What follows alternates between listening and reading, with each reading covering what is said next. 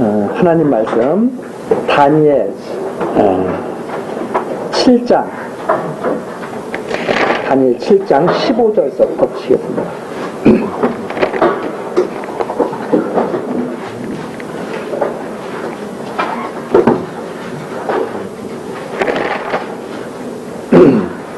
다니엘 7장 15절입니다. 나 다니엘이 중심에 근심하며 내 뇌속에 이상이 나로 번민케 한지라. 내가 그 곁에 모신 자 중 하나에게 나아가서 이 모든 일의 진상을 물으매 그가 내게 고하여 이 일의 해석을 알게 하여 가로되 그 내 큰 짐승은 내 왕이라. 세상에 일어날 것이로되 지극히 높으신 자의 성도들이 나라를 얻으리니 그 누림이 영원하고 영원하고 영원하리라. 이에 내가 넷째 짐승의 진상을 알고자 하였으니 곧 그것은 모든 짐승과 달라서 심히 무섭고 그 이는 철이요 그 발톱은 못이며 먹고 부서뜨리며 나머지는 발로 밟았으며 또 그것의 머리에는 10뿔이 있고 그 위에 또 다른 뿔이 나오매 새 뿔이 그 앞에 빠졌으며 그 뿔에는 눈도 있고 큰 말하는 입도 있고 그 모양이 동류보다 강하여 보인 것이라. 내가 본즉 이 뿔이 성도들로 더불어 싸워 이기었더니 옛적부터 항상 계신 자가 와서 지극히 높으신 자의 성도를 위하여 신원하셨고 때가 이름에 성도가 나라를 얻었더라. 22절까지 내용입니다. 지금 이제 8장 내용서부터는 7장 이 내용부터는 영원한 나라의 성취 언약에 대한 내용이 나와 있습니다. 다니엘서 1장서부터 6장까지 내용은 세상 나라가 멸망할 것을 말씀하시는 내용이라면 이제 7장서부터 12장까지는 영원한 나라가 이루어질 것을 언약하시는 내용인데 7장에 영원한 나라가 임하는 시기에 대해서 말씀해 주고 계십니다. 영원한 나라가 임하는 시기. 영원한 나라가 언제 땅에 임할 것인가, 그것을 이제 밝혀주는 내용인데 왜 이 내용을 밝혀주시는가, 이것을 우리가 항상 잊지 않고 이 말씀을, 사람들은 영원한 나라가 임하는 시기, 그래서 어디에 관심을 갖느냐면 영원한 나라가 언제 임할까, 이것도 중요한 관심사죠. 그러나 그것이 이 지금 말씀하시는 그 내용의 핵심은 아니죠. 영원한 나라를 임하는 시기를 말씀해 주시고 그 영원한 나라가 임하는 시기에 영원한 나라가 성취되는 것은 하나님을 잊지 말라고 하는, 여호와 하나님을 잊지 말라고 하는 말씀입니다. 항상 우리는 성경 말씀에서 하나님을 우리에게 자꾸 증거해 주고 계시는구나, 하나님이 살아계시면서 알게 하시는구나, 이것을 우리는 잊지 말아야 됩니다. 근데 많은 사람들이 관심이 다 장래일에 가 있죠. 장래일. 내일은 어떻게 될까? 내일 다 궁금하잖아요. 그래서 거기에 다 관심이 갔다 보니까 온갖 모든 학자들이 자기가 깨달은 바대로 다 그걸 써냅니다. 장래일은 이걸 말하는 거야, 이걸 말하는 거야, 이걸 말하는 거야. 그래서 다니엘서를 이렇게 많은 학자들의 쓴 글을 읽다 보면 혼란스러워집니다. 왜 혼란스러워지냐면 학자들이 다 나름대로 근거를 가지고 다 해석을 하거든요. 그런데 10명이 다 똑같은 해석을 하면 얼마나 좋겠어요? 안타깝게도 다 각자죠. 그래서 똑똑하다고 하는 학자들이 다 자기 나름대로 막 해석을 내놓기도 하고, 그래서 이것은 하루를 말하는 것이다, 예를 들어서 날짜가 나오면 이것은 하루를 말하는 것이다, 아니다, 이것은 1년을 말하는 것이다. 자, 성경에 주제라는 1000년이 하루 같다고 하지 않았느냐, 이건 1000년을 말하는 것이다 해가지고 학자들마다 다, 그러다 보니까 그것을 읽는 모든 사람들이 다 어지러운 거죠. 이거 누구 말을 따라가야 되는 거야? 누구 말이 맞는 거야? 자, 그렇게 돼버리는 거죠. 그래서 제가 요즘에 생각하는 것이 뭐냐면, 아는 것이 너무 많으면요 행동하는 것이 어려워져요. 예를 들어서 이런 거와 똑같습니다. 나 지금 편안하게 내가 집을 마련해서 나 편안하게 이사 다니지 않고 살 거야. 아, 나 지금 집 마련할 거야. 내가 그러면은 생각하는 것이 있죠. 내가 집 마련할 돈이 있나? 아, 나 돈이 들 것 같아.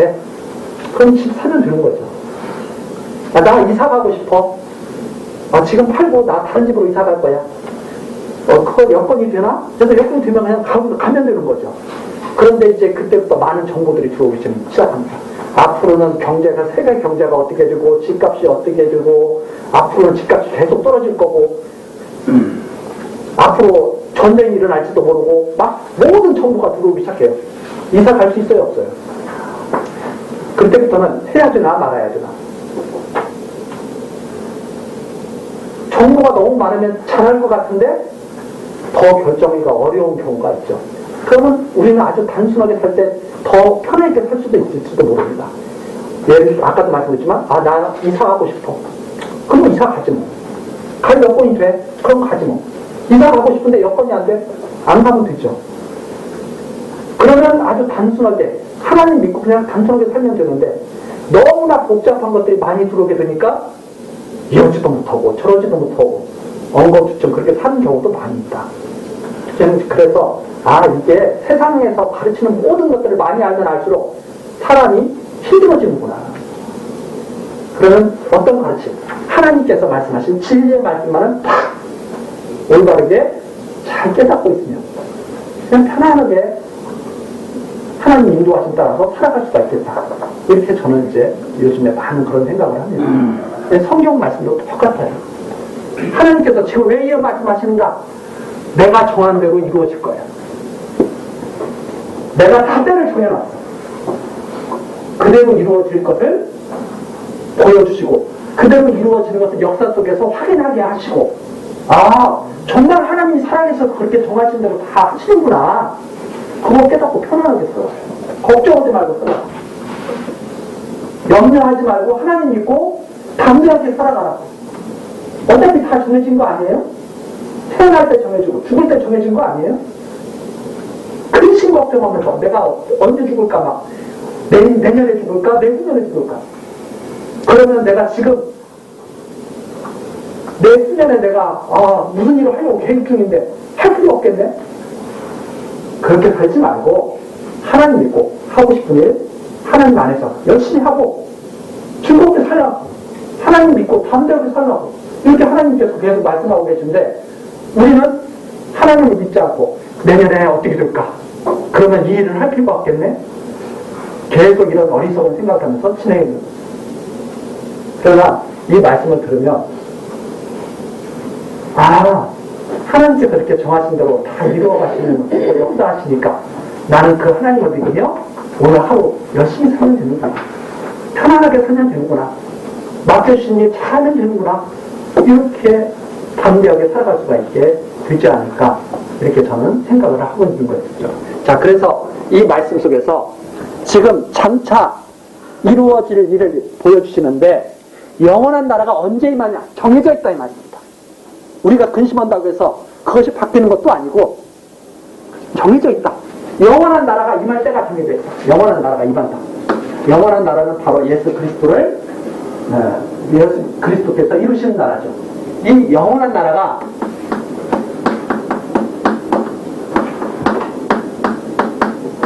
임하는 시기 이때부터 영원한 나라가 이제 임해서 그 영원한 나라가 이루어져 가는데 영원한 나라가 언제 임할 것이냐 이 시기를 미리 하나님이 정해놓으셨다. 그것을 보여주시는 것이 바로 이 다니엘입니다. 그래서 이걸 보고 여호와 하나님 잊지 말고 경외하며 살라고. 그래서 영원한 시기가 임하는 시기를 우리도 사실 지금이니까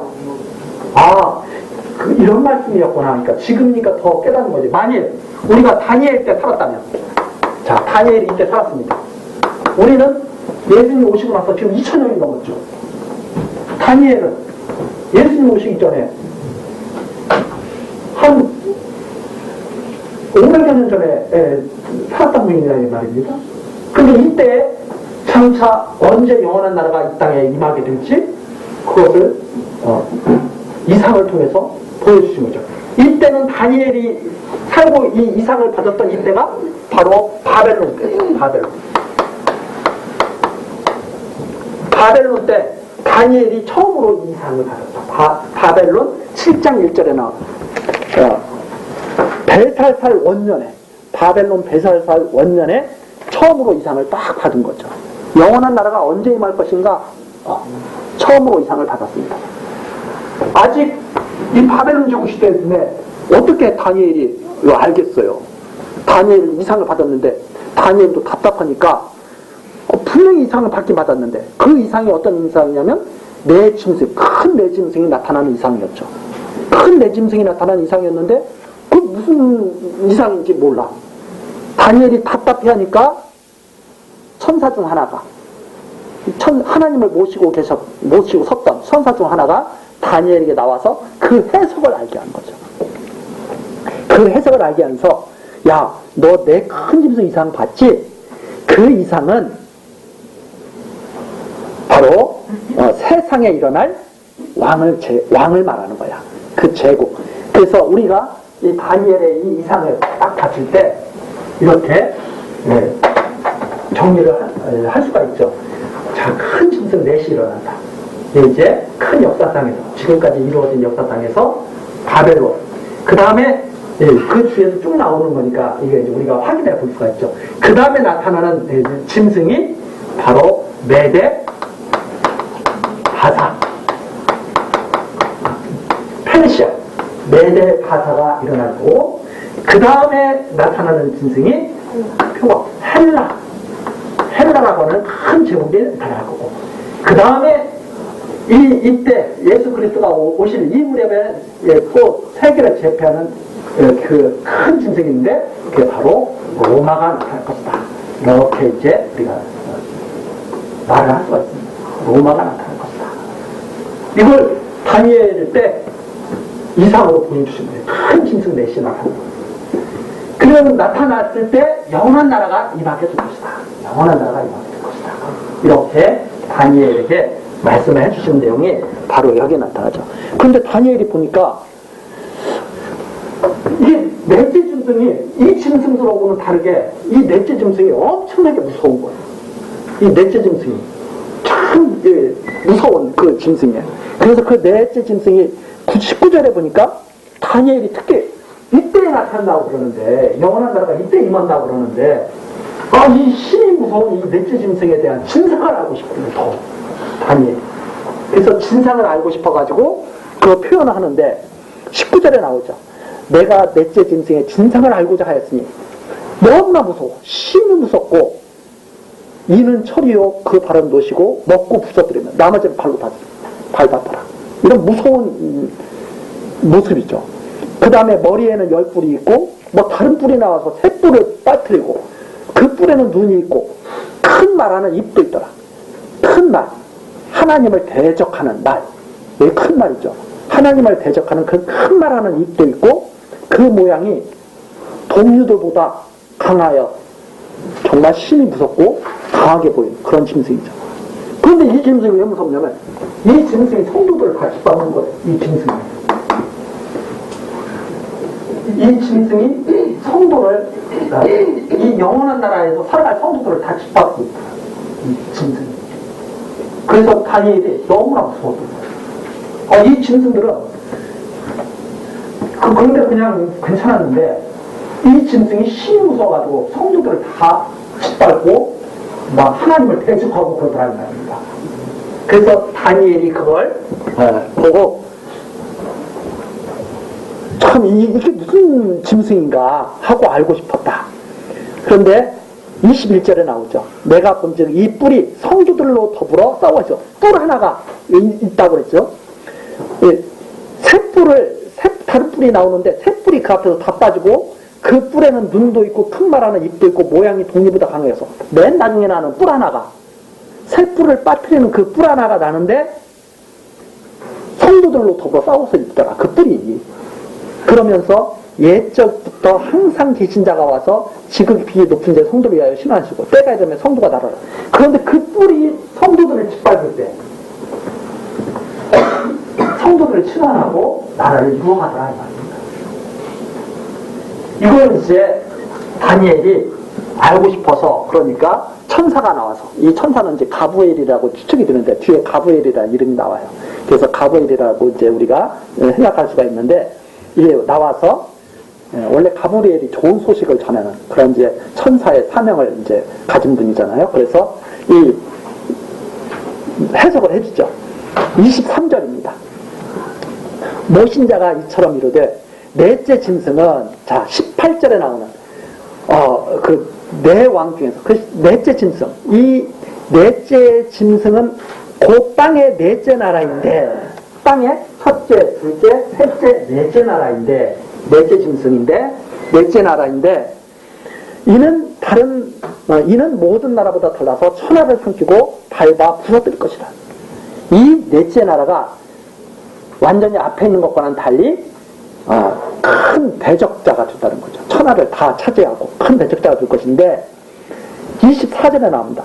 그 열불은 이 나라에서 일어난 열왕이요. 이 나라에서 로마라고 하는 이 나라에서 열왕이 일어나요. 쫙 일어나는데 그걸 말하는 것이고 그 후에 또 하나가 일어나리니 그는 먼저 있던 자들과 다르고 새 왕을 복종시킬 것이다.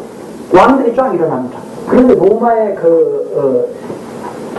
나중에 그 로마의 역사를 한번 이렇게 보실 수 있어서 보시면 아시겠지만 로마는 왕들이 쫙 어떻게 이루어지게 되냐면 이렇게 서로 이렇게 막 서로 뭐 원로원도 있고 여러 그 제도 속에서 서로 견제하면서 이렇게 있게 되죠. 그러다가 이제 서로 힘을 견제하려다가 이 삼두정치라는 게 시작이 됩니다. 삼두정치.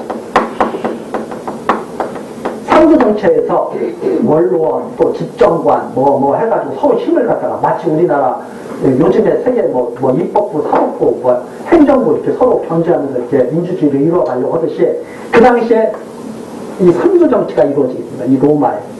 그런데 이 삼두정치를 무너뜨리고 황제가 되는 사람이 있는데 그게 바로 옥타비아누스예요. 로마의 그 옥타비아누스 황제라는 사람인데 그때가 바로 어떤 때냐면 유대를 식민지 삼아서 다스리던 그때. 그래서 이 옥타비아누스가 헤롯 왕을 세워가지고 유대 나라를 갖다가 통치하고 있던 때가 바로 그때예요. 이 옥타비아누스가. 근데 이 옥타비아누스라는 이 황제가 이 삼두정치를 갖다가 다 종식시키고 자기가 황제로 딱 등극을 합니다. 황제로 딱 등극을 해서 그때 로마가 세계에서 아주 강대한 나라로 다 치리를 할 때 유대까지 다 완전히 치리를 하는데 그 헤롯이라든가 이런 사람들은 유대인들 사실은 아닌 거예요.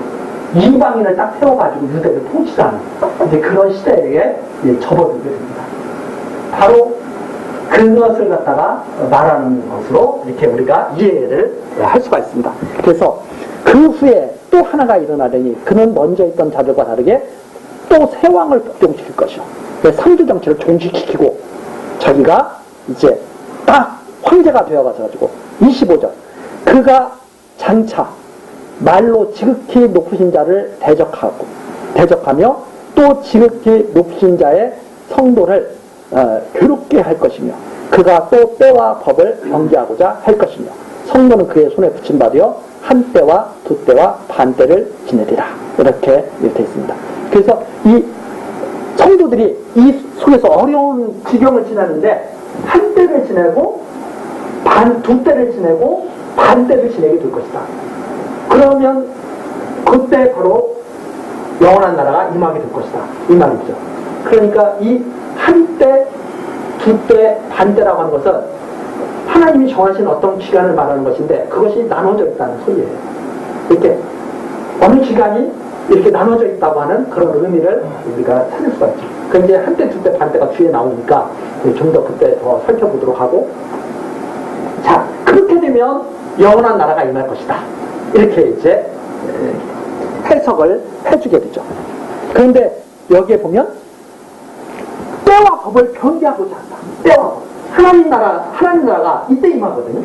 하나님 나라가 영원한 나라가 이때 임하는데 이때 사람들이 어떤 이 악한 대적하는 자들이 어떤 일을 하냐면 그때를 변화하고자 막으려고 하죠. 그래서 우리 마태복음에 또 이런 복음서에 보면 예수님이 딱 태어나니까 헤롯이 동방박사들이 예수님을 찾아오잖아요. 그러니까 헤롯이 어떻게 해요? 야, 어디서 태어났냐? 나도 좀 경배하려고 그래. 근데 경배하려고 하는 게 아니라 죽이려고 했던 거죠. 때와 법을 바꾸려고. 경계하려고. 그래서 동방박사한테 꼭 너희들이 찾으면 나에게 알려줘라 하고선 헤롯이 말하니까 그 박사들이 이제 별의 인도하심을 따라서 예수님을 찾아가잖아요. 예수님을 찾아가서 딱 보니까 이 어린 아기가 구유에 딱 누웠는데 그분이 바로 이제 예수님이 바로 메시아임을 알게 돼요. 박사들이 거기에 예물을 드리고 경배하고 이런 모습이 나오죠. 그랬는데 주의 사자가 있면서 야, 너 피해라. 그래서 요셉과 마리아가 아기를 데리고 피하죠. 그런데 동방박사들은 헤롯을 안 만나고 돌아가 버렸죠. 그랬더니 헤롯이 이것 봐라 안 되겠네 해가지고 그때로부터 시작해서 2살 아래 아이들을 다 죽여버리잖아요. 왜 죽여버려요? 때와 법을 바꿔버려요. 그러니까 변백해 하려고. 그러니까 한때, 두때, 반때의 환란이 바로 그때 이루어졌다는 사실을 우리가 알 수가 있죠. 그래서 어떻게든지 태어나지 못하게 하려고, 그리스도가 태어나지 못하게 하려고, 영원한 나라가 임하지 못하게 하려고 때와 법을 바꾸려고 대적해가지고 이루어진. 그게 바로 이 치하에서, 로마 제국 치하에서 헤롯이 저지르는 일이죠. 그리고 그것이 바로 여기에 미리 예언되어 있다. 그 다음에 이제 26절입니다. 그러나 심판이 시작된 즉, 그런데 이미 그때부터 벌써 영원한 나라가 임하고 심판이 시작되는 거예요. 심판이 시작된 즉, 그는 권세를 빼앗기고 끝까지 멸망할 것이요. 그런데 그걸 이루지 못하고 대적하는 자들이 결국 망하게 될 것이다. 그것이요. 나라와 권세와 온 천하 열국의 위세가 지극히 높은 자의 성민에게 붙임받으리니. 이때로부터 근데 이들은 때와 법을 경계하려고 애를 썼으나 그때로부터 성민들, 거룩한 백성들이 나라를 얻어가기 시작합니다. 그때부터 성민들이 지극히 높은 자의 성민에게 온 땅이 드디어 붙임바가 될 것이다. 그의 나라는 영원한 나라라. 모든 권세 있는 자가 다 그를 섬겨 복종하여 하리라 하여. 이때부터 그러나 영원한 나라가 임하면 성민들이 온 세상을 다 얻어가고 그때로부터 모든 왕들이 여기에 다 복종하기 시작할 것이다. 이런 내용이 여기 나와 있습니다. 제가 더 이렇게 자세히 하지 않고 이렇게 이 정도로 하는 것은 뭐냐면, 이런 내용을 자세히 이렇게 안다고 해서 그것이 자세히 알 수 있으면 더 자세히 하면 좋겠죠. 그러나 그것이 핵심이 아니다. 이때 반드시 하나님 나라가 임하게 될 것이다. 이때 이런 일이 있을 때 이것을 미리 알게 하신 것은 하나님의 정하신 때와 법을 아무도 바꿀 수 없다고 하는 것을 알게 하십니다. 그래서 하나님을 여호와로 잘 경외하며 그분에게 복종하며 순종하며 살도록 하시기 위한 계시의 말씀입니다. 이것이. 그래서 이미 우리는 이때는 다니엘 때는 이것이 그렇게 이루어질 줄 몰랐잖아요. 그런데 우리 때 가만히 지금 제가 대략적으로 드리는 말씀만 딱 들어도 와, 정말 어떻게 이렇게 정말 세상 역사가 이렇게 이루어져 가지? 그리고 우리가 알잖아요. 바로 로마 시대 때 그리스도께서 탄생하셨다는 사실 우리가 알게 되잖아요. 그걸 통해서 안다. 자, 이게 첫 번째 이게 이상이었어요. 이걸 듣고 다니엘이 마음속에 번민이 시작되는 거예요. 번민. 중심이 번민하였으며 내 낯빛이 변하였으나 내가 이 일을 마음에 감췄느냐. 나 이게 무슨 일인지 잘 이해도 되지 않고, 야, 이게 성도들이, 하나님의 백성들이 그 무서운 짐승들한테 짓밟히는 그런 모습도 보고, 이러니까 마음속에 번민이 일어났으나 이 계시의 말씀을 잘 마음속에 감추었다. 감추었다는 것은 잘 안에 잘 이렇게 잘 담아두었다. 이 말입니다. 잘 담아두었다. 자, 그런데 8절입니다. 이제 그게 계속 지금 발전돼가 나가는 거거든요. 8장에 보니까 나 다니엘에게 처음에 나타난 이상 후 벨사살 왕 3년에 다시 이상이 나타나니라. 이게 첫 번째 이상이었는데 내 큰 짐승이 나타나서 그거에 대한 해석을 듣는 것이 첫 번째였는데, 두 번째는 뭐냐면 한 원년에 들었고 원년의 이상을 보았고 3년에 또 이상이 나타난 거예요. 나타났는데 내가 그것을 볼 때 내 몸은 엘람도 수산성에 있었고 내가 이상을 보기는 을레강변이었어. 수산성에 있을 때, 내가 수산성에 머무르고 있을 때 다니엘이 그렇게 말을 하죠. 내가 그 이상을 본 것은 장소는 을레강변. 왜 이걸 밝혀주냐면 이것이 역사적인 지명들이고 역사적인 장소들이거든요. 여기서 내가 있을 때 을레강변에서 내가 이 이상을 봤다는 것은 이건 꾸며낸 내용이 아니라 이게 실제 정말 있었던 내용이다. 이것을 강조하는 그런 내용입니다. 그래서 분명한 이것은 사실이다. 이걸 강조하면서 3절에 나오죠. 내가 눈을 들어본 즉 강가에 두 뿔을 가진 수양이 섰는데 두 뿔이 다 길어도 한 뿔은 다른 뿔보다도 길었고 그 긴 것은 나중에 난 것이다. 이번에는 수양. 그 다음에 이제 이 수양의 특징이 뭐냐면 뿔이 있는데 길긴 길어요. 두 개. 그런데 뿔이 있는데 길긴 길은데 하나는 조금 길긴 길은데 짧은 거야. 이 수양의 뿔이 이렇게 닿는 거예요.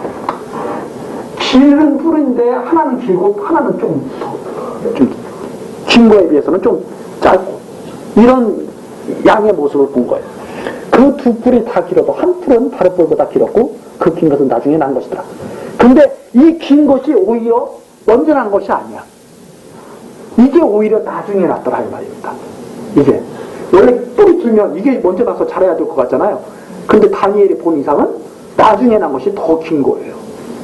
이런 이상을 딱 본 거예요.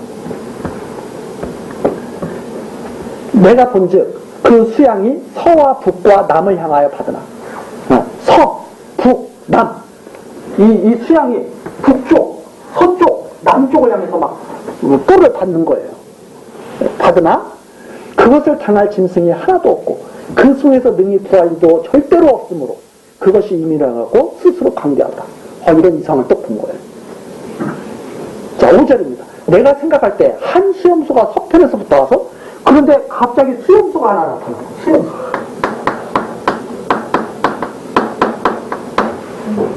자, 이것은 지금 이 수양은 어느 쪽으로 뻗어가냐면 북쪽으로, 서쪽으로, 남쪽으로 이렇게 뻗어갔죠.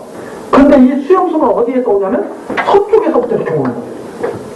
서쪽에서부터 이쪽으로 오는 거예요. 그렇죠? 이게 이제 동서 남북에 있을 때 이건 수염소는 서쪽에서부터 이렇게 오는 거예요. 수염소가 이쪽에서부터 오는 거예요. 이 수양은 이쪽으로 뻗어나갔는데 수염소는 이쪽에서부터 이렇게 오더라. 그렇죠? 이렇게. 근데 이 수염소가 수양보다 뒤에 나타나죠? 수양이 먼저 나타나고 수염소는 뒤에 나타나잖아요. 이렇게 오더라 이 말입니다.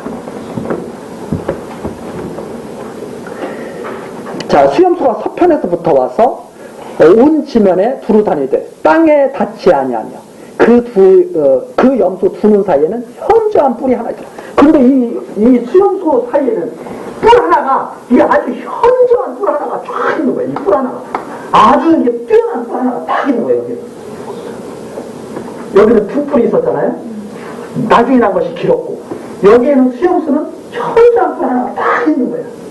이게 이상이에요.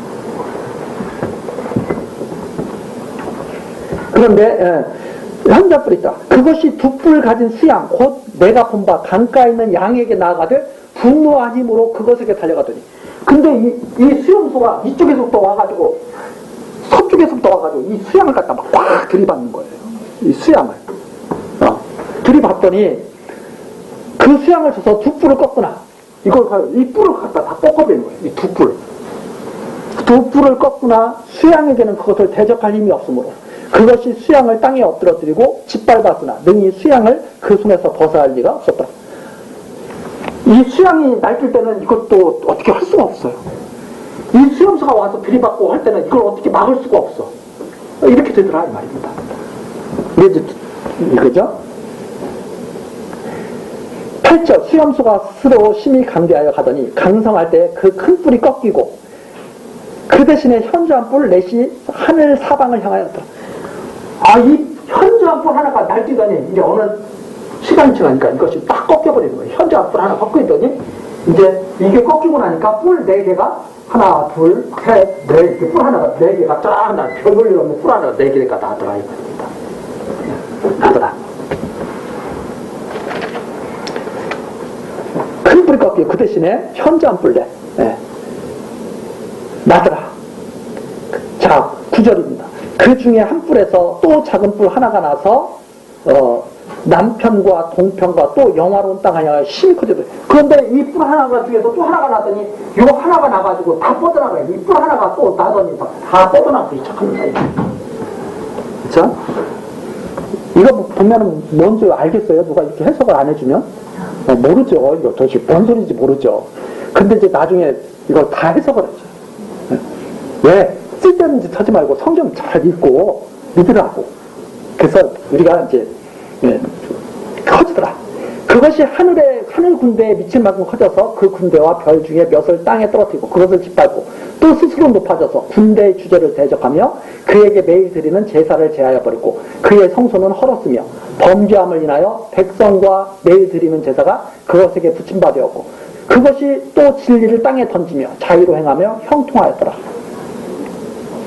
내가 들은즉 거룩한 자가 말하더니 그 다른 거룩한 자가 그 말하는 자에게 묻되 이상에 나타난 바 매일 드리는 제사와 망하게 하는 죄악에 대한 일과 성수와 백성이 내어준 바 되며 짓밟힐 일이 어느 때까지 이르고 하매 그가 내게 이르되 2300주야까지니 그때의 성소가 정결함을 입으리라 하였느니라. 이게 무슨 소리냐면 이 네 뿔 중에서 하나가 나가지고 현저하게 또 자라나더니 사방으로 뻗어나가면서 성도들을 괴롭게 하더라. 성도들을 괴롭게 하고 성소를 다 막 더럽게 하더라 이 말입니다. 더럽게 하는데 야, 이 일을 언제까지 당해야 돼? 물어보니까 2300일 2300주야 이렇게 딱 말하더라 이 말이에요.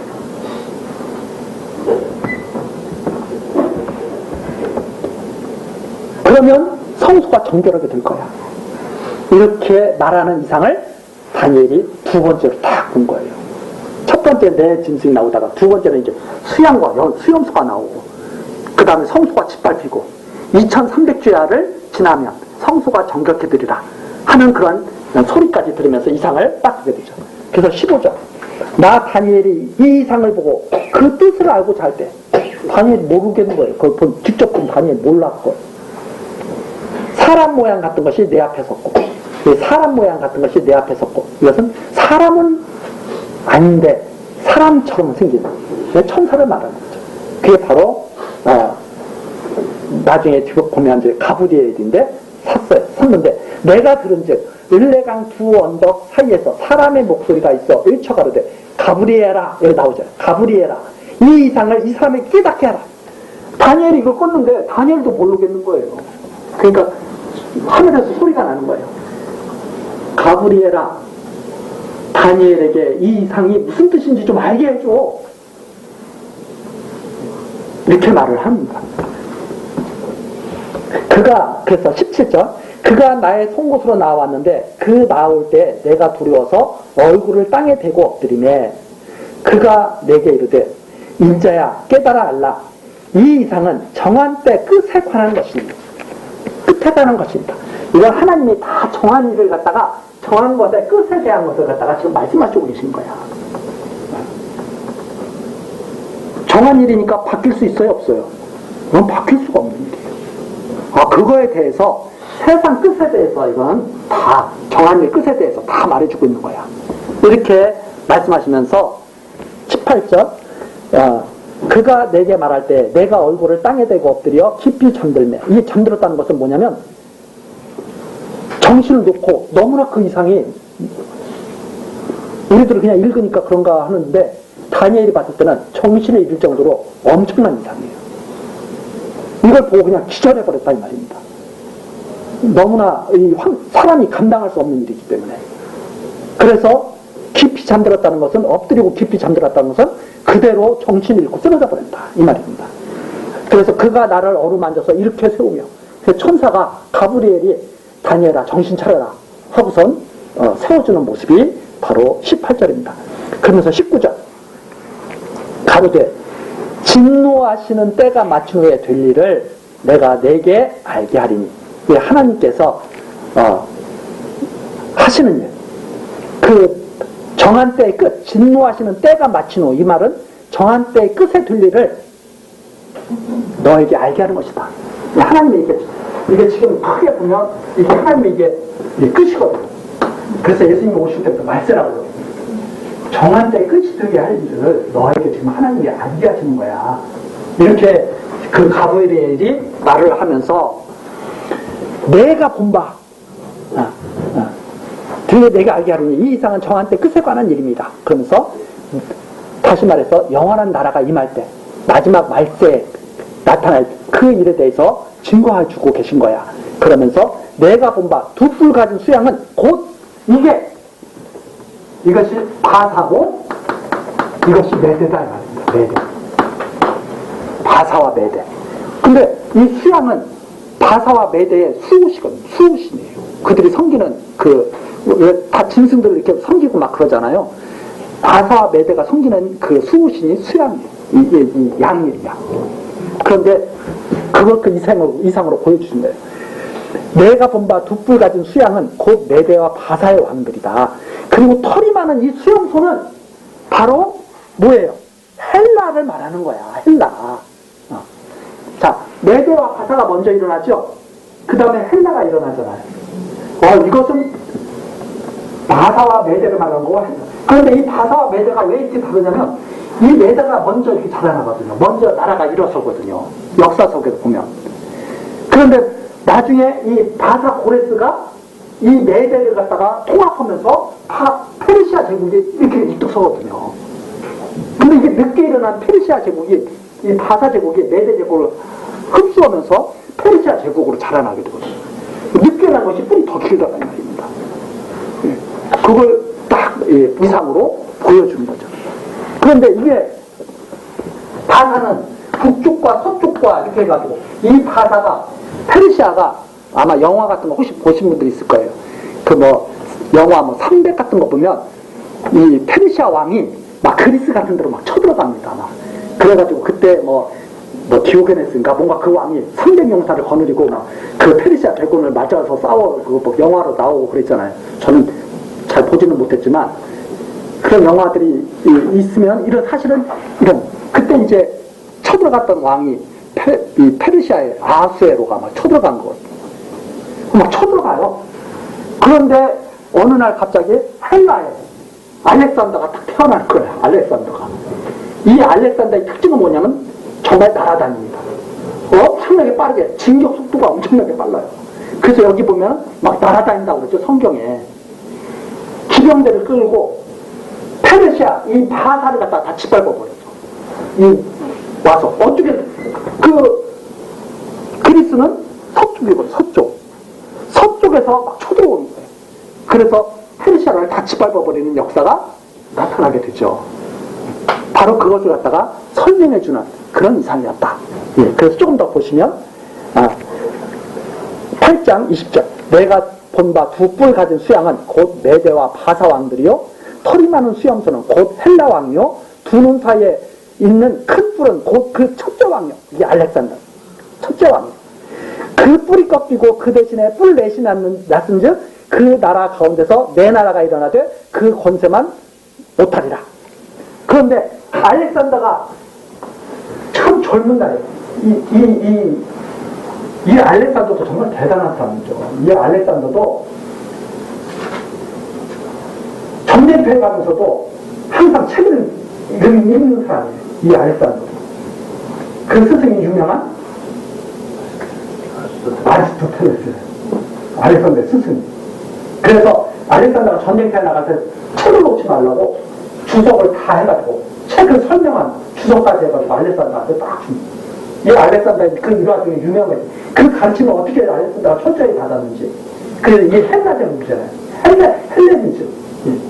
전 세계를 막 휩쓰는 그 어떻게 교육을 받았냐면 이렇게 교육을 받습니다.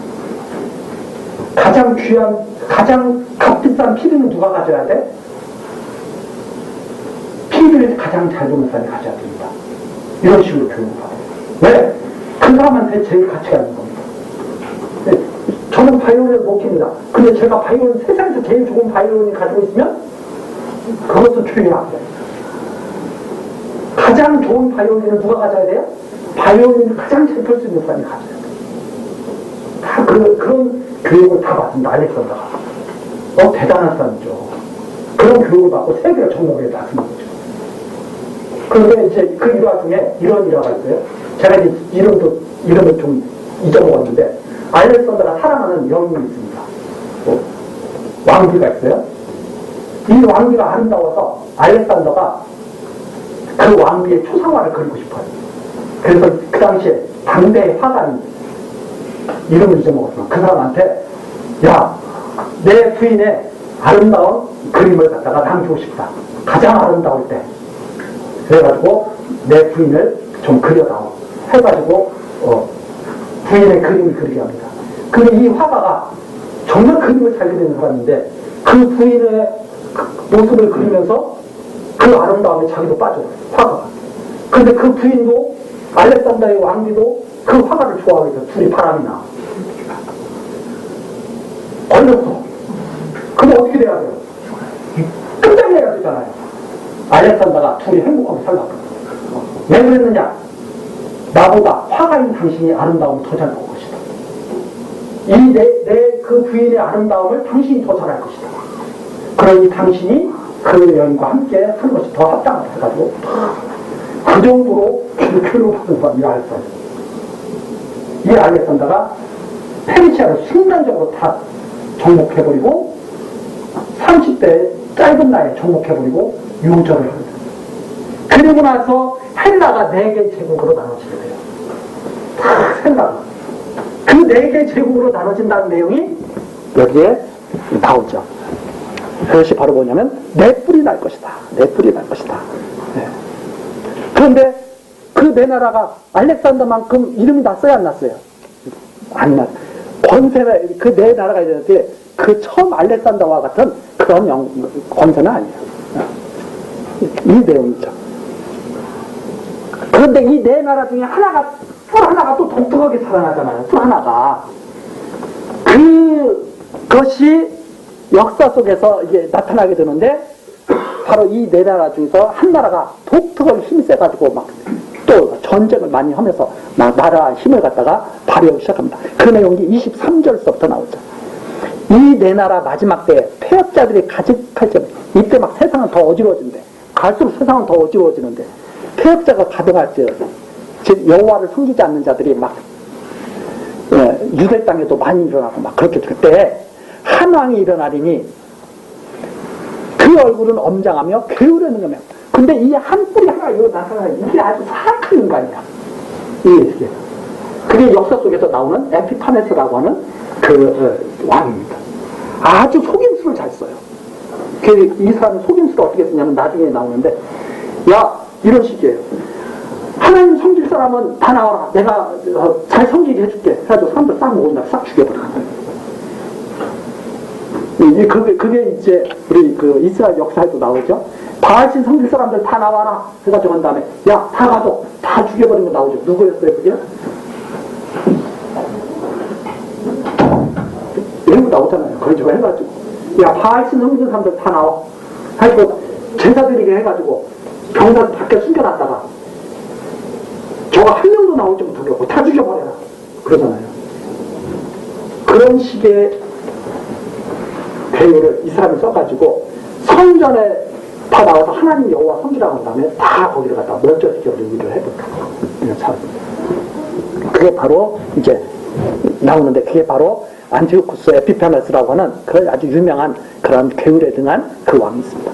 그게 나타나는데 그 권세가 강할 것이나 자기 힘으로 말미암은 것이나 그래서 자기가 뭐 힘이 엄청나게 자기가 뭐 세상을 다 다스린 줄 알고 날뛸 것이나 그것이 자기 뜻대로 되는 것이 아니었다 이 말입니다. 하나님이 다 이렇게 미리 정해놨다. 그리고 언제? 광야일 때 이때 말하는 거예요. 가려는 때. 내대 바사가 일어나기도 전에. 그 두 번째 이상이에요. 그게 일어날 것이다. 역사 속에서. 자, 이 역사 이제 알고 싶으면 이제 역사 세계사 딱 보시면 이런 역사가 나타나게 되는 거예요. 이제. 자기 힘으로 말미암은 것이 아니면 그가 장차 비상하게 파괴를 행하고 자의로 행하며 형통하며 강한 자들과 거룩한 백성을 멸하리라. 그가 거룩한 백성을 그래서 이 에피파네스가 유다 땅을 같이 밟아버립니다. 나중에 유다 땅은 나중에 뒤에 가면 더 자세히 나오니까 이제 계속 이제 넘어가죠. 자, 멸하리라. 그가 뼈를 베풀어 제 손으로 괴우를 이루고 마음에 스스로 큰 체하며 또 평안한 때에 많은 무리를 멸하며 또 스스로 서서 만왕의 왕을 대적할 것이나 그가 사람의 손으로 말미암지 않고 깨어지리라. 그래서 사람이 그를 꺾는 게 아니라 하나님께서 그를 꺾어버릴 것이다 이 말입니다. 그래서 사람은 그를 이길 수 있어요 없어요? 그를 이길 수 없어. 그러면 그가 어떻게 죽느냐?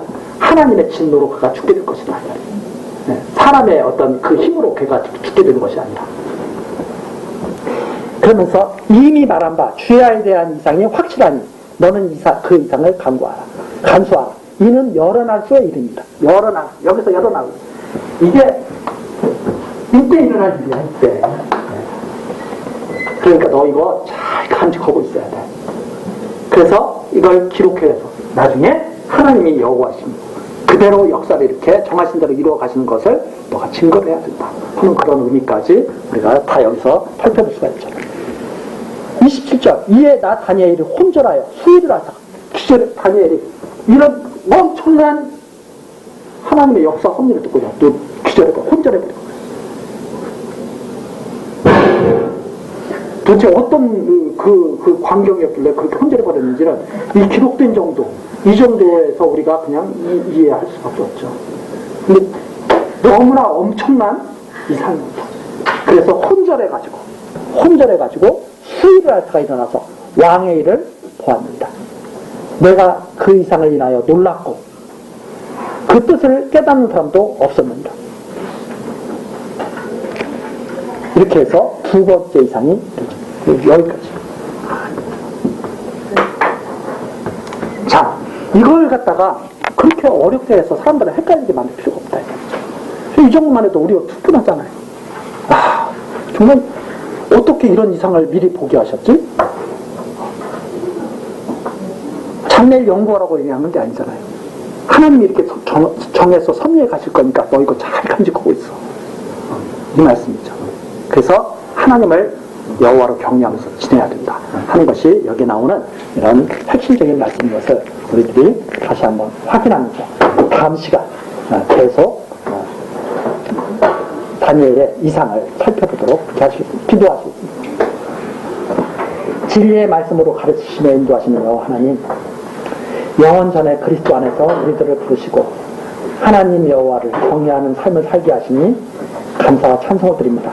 이 시간 다니엘서를 통하여 하나님께서 정하신 대로 때를 따라 영원한 나라를 세우시는 그런 놀라운 계시를 우리도 하여금 살펴보고 알게 하셨습니다.